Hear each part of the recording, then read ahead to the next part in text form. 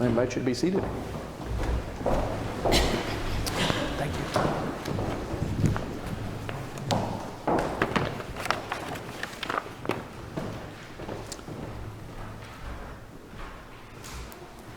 So I invite you to think of a time in your life when you were absolutely confident, beyond any doubt, of the right course of action to take.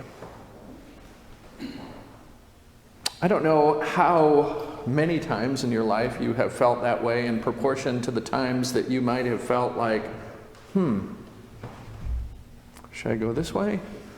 Should I go this way? Maybe if something happens tomorrow, it'll change my mind and I'll go a different way. Circumstances surrounding us that kind of push us this way or blow us that way. But there may have been times when you absolutely knew, had that certainty beyond any doubt that this was the right course of action to take. And I want to invite you to reconnect with that time, because the story that we have just heard is an example of this, but it happens in the midst of this flurry of all kinds of things that are taking place, coming thick and fast, that seem to be going in a lot of different directions. And it is in those moments that insecurity and doubt are most likely to creep in, that we're most likely to be undermined and put off of our center. So Jesus comes and meets somebody who's a tax collector, and you know already about the reputation of tax collectors. Tax collectors and the IRS don't have a great reputation in our own time. But you know biblically about that reputation of them being dishonest, of them taking advantage of people. So Jesus approaches this person, and the frame of reference that we should be in the mindset of is, this is religious leader, this is somebody who's supposed to represent holiness, righteousness, purity, and for some people that means don't get mixed up with the riffraff. So you got to keep yourself in circles of other people who are beyond reproach, and Jesus has no time for that. So already he's making a line for somebody with a dubious reputation. And he does this, and he says, all right, let's have a meal together, and they do, and that's not unusual for Jesus. So the first thing in the whirlwind that starts to happen that I think is of note is, it says that this wasn't a one-on-one, just, hey, let's have a little chat, just you and me, let's talk about life, let's get some things straightened out a little bit. It says that as he sat at dinner in the house, many tax collectors and sinners came and were sitting with him and his disciples. So his mission, his MO, to have this relational time was not just about one individual, but his presence was attractive to a number of different individuals. So there's a bit of validation in that. Not that Jesus needs a public opinion poll in order to justify his position, but there were other people who were responsive to his openness to be present. And he was doing this very intentionally. So the first bit of pushback that he gets is that there are some of these other people of some measure of religious authority who are criticizing him for this. You know, come on, why is this guy associating with this riffraff? And he says, go and learn what this means. I desire mercy, not sacrifice. So in that time that you were thinking of, when you were really, really clear on what it was that you were doing, where you were supposed to go, what it was that was needed, if you had come under criticism in that moment, would you have, or did you have, the clarity of spirit to say, hey, look, this is why this is really important. Let me tell you what's going on here. And Jesus is in that place. Go and learn what this means. I desire mercy, not sacrifice. The priorities are turned upside down here. What is of greatest importance in this present moment is that there's a connection with other people where they're at. We already know that about God. It's one of the things that we count on, that we rely upon. Imagine if the Pharisees' worldview was the one that won out. And imagine if Jesus went around in his life acting on that presumption. I can only hang out with people that are beyond reproach. Well, I guess I'm out. I don't know about all you perfect people, but some of us wouldn't have a chance. And we rely on that character of God represented by the life of Christ. That God meets us where we're at and wants to engage us in the circumstances of our lives. There's a wonderful saying whose attribution I have lost track of over the years. But the saying is, God loves you so much as to meet you where you are, and so much more as to not leave you there. To not leave you there.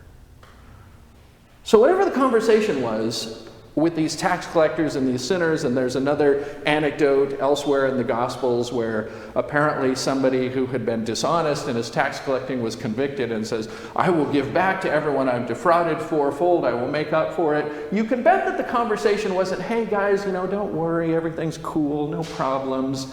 They were talking about real stuff. They were talking about life where it was. And Jesus was loving them so much not to leave them where they were at, but to draw them forward into greater love of God and neighbor. And that probably involved some repentance and some amendment of life, but that's part of the life of faith. Us growing from where we are at into a place that is reaching, striving for more fullness and healing and wholeness of life. So he gets criticized, but he's so clear on what his mission is that he comes back and he says, you guys got something to learn too. These people that I'm hanging out with, they're open to it. We're being real. We're having an exchange about the stuff that is real. Are you willing to do that? Go learn what this means. I desire mercy, not sacrifice. So they have that little bit of a showdown, and Jesus is absolutely resolute. He knows why he's there. He knows what he's doing. He's not intimidated by criticism. Then the whirlwind continues to blow, but it intensifies.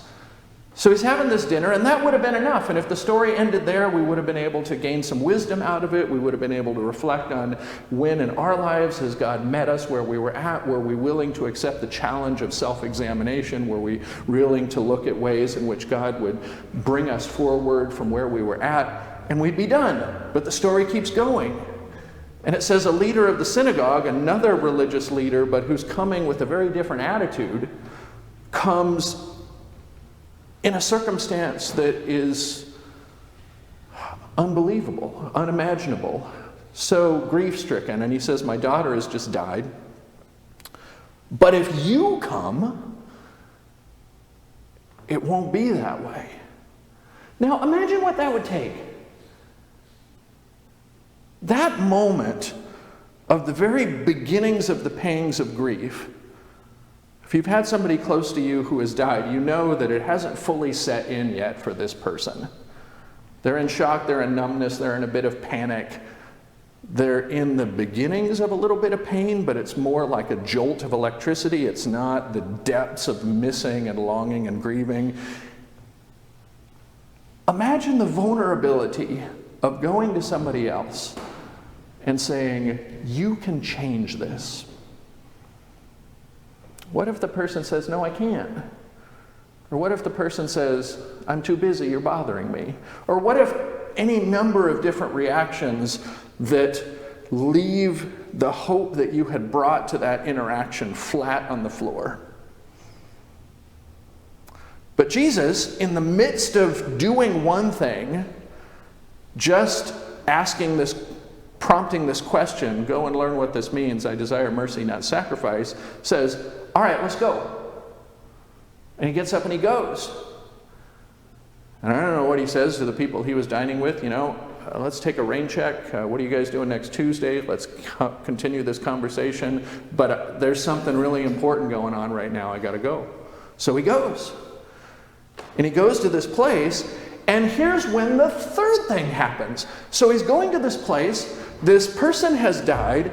And then all of a sudden we get introduced to another person. This person who's been hemorrhaging for 12 years, who's got her own hopes about being healed by Jesus, and it's like, oh my gosh, what else is going to happen today? Started off doing this one thing, then he got sidetracked to this other thing, and then there's this person who is wanting healing, and she's coming to him in faith, and she thinks, if I just touch him, imagine that.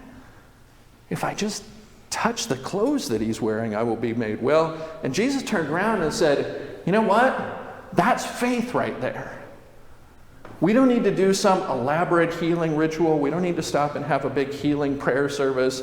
We don't need to go through 6 sessions of spiritual reconciliation. Your faith has made you well.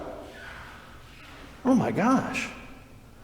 So his attention was on the tax collector, then his attention is on the guy whose daughter has just died, then his attention is on the woman who's hemorrhaging. And then after that interaction, he keeps going. That time that I asked you to think about when you were really clear on what needed to happen, if you had had all those different distractions coming at you from 6 different directions, how clear would you have stayed on where you were going? And this is the story we get. So he goes to the house after having this interaction of healing, and he sees that there's already this crowd of people. Now, these people are efficient. You've heard of ambulance chasers? This is the crowd of professional mourners. This is the crowd of people who are hired to do mourning things when somebody dies. And they're already there. Now, I don't know if playing the flute sounds weird to you when someone has just died, but that's part of the ritual.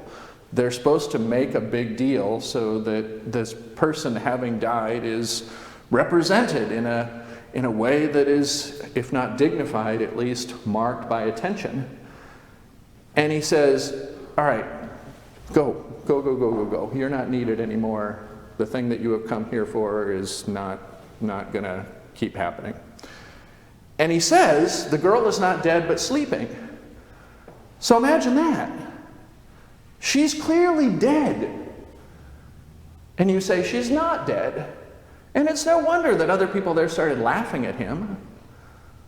That happens in our own present time. There's irrefutable evidence of something right in front of you, and somebody else is in a state of denial or in a state of who knows what, and they say the contradictory thing, and people laugh at them. Of course, you don't know what you're talking about. We can see it with our own eyes. And he is not thrown off. He knows why he's there. He knows what he has come for and what he's doing. He went in and took her by the hand, and the girl got up, and the report of this spread throughout that district. Whew. What do you think it was like when his head hit the pillow that night? That's a day's work. And throughout all of it, he's focused on why he's there and what he's doing, and he is not put off by the naysayers, the ridiculers, the distractors, any of it. And my assertion is that that's what intimate, unwavering relationship with God is like. You can get blown from this side, you can get criticized from that side, you can have the rug pulled out from underneath you, and you know why you're there and what you're doing. And it's not that you're not engaged with anybody around you. he was thoroughly engaged with everybody around him, navigating each interaction and each relationship with clarity and with purpose. And that's the life of faith. To know who we are, to know whose we are, to know of God's presence and God's love to meet us where we're at, and to love us so much as to not leave us there, and to beckon us forward to grow into the wholeness and the fullness of life. Now, sometimes it feels like when we hear gospel stories, well, that's cool if you're Jesus, but I am not Jesus, and so I don't think that would be something I could do. And of course, that's true, and of course it feels that way. But our invitation, God's beckoning to us, is see the example and follow in the way of Christ. Not be perfect, not get every single interaction right without a shadow of a doubt, but trust and have confidence in the relationship and in God's presence. So that time when you had that confidence, when you had that clarity, what a gift that was. What a gift that was to know exactly where you were, where you stood, why you were there, what your purpose was, where you were going. And I'm guessing it didn't last forever, because it never does. But if you've had that experience, you know what it is like to have that sense of security and that confidence. And in relationship with God, that is what is held out to us. The ability to have that security and that confidence, and to not be alone in trying to navigate the journey of life. This is just the 9th chapter of Matthew. He's got a lot of other things to go on and do. Matthew goes on for 28 chapters.